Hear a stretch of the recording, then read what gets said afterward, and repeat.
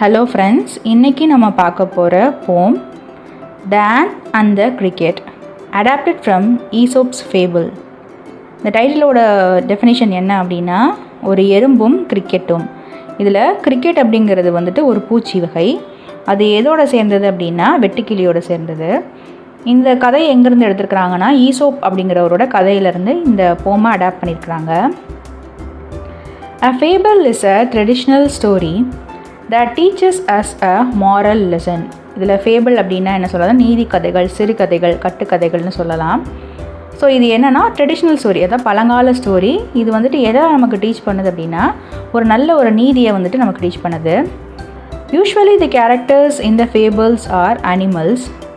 The poem The Ant and the Cricket teaches us the importance of hard work and planning.